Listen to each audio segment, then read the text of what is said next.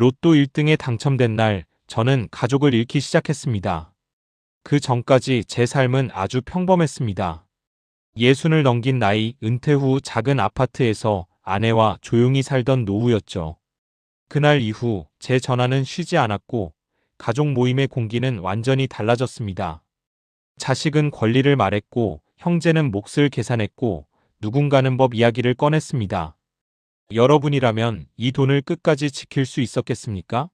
저는 그 선택이 절대에서는 안 됐던 선택이었다는 걸 너무 늦게 알았습니다. 저는 63세입니다.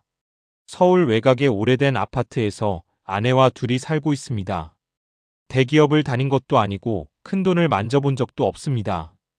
퇴직금으로 남은 대출을 갚고 나니 통장엔 노후자금이라고 부를 만한 돈도 많지 않았습니다. 그래도 불만은 없었습니다. 아침에 산책하고 주말이면 재래시장에 가서 장을 보고 한 달에 한 번 자식들 얼굴 보는 것만으로도 충분했습니다. 로또는 습관처럼 샀습니다. 매주 같은 편의점, 같은 시간. 당첨을 기대했다기보다는 혹시나 하는 마음이 전부였습니다. 그날도 평소와 다르지 않았습니다.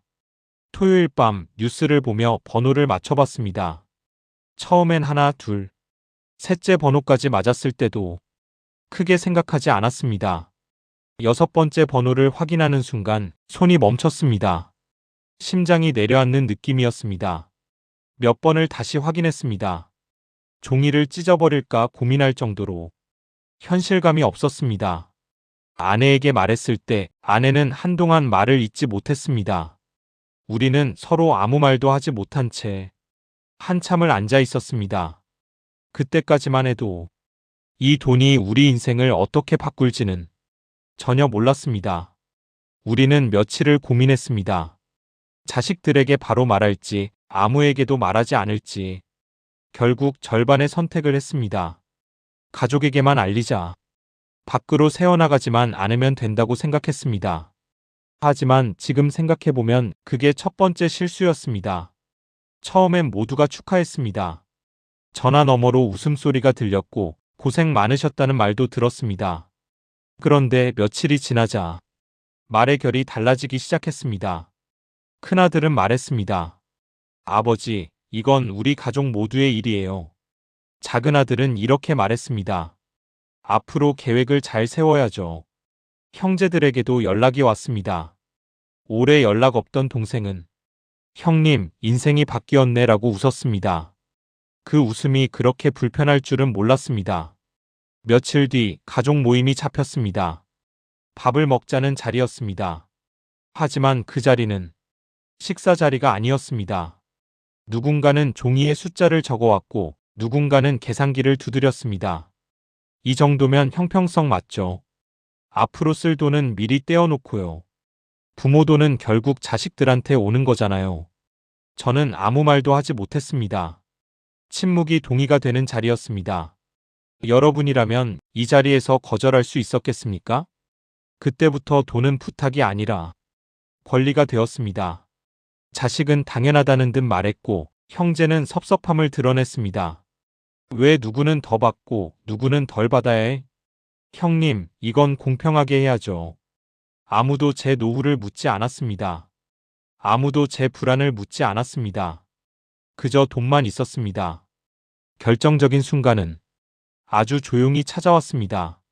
한 가족이 말했습니다. 요즘은 이런 것도 다 법적으로 정리해요. 나중에 문제 생기기 전에요. 그날 집에 돌아와 아내는 울었습니다.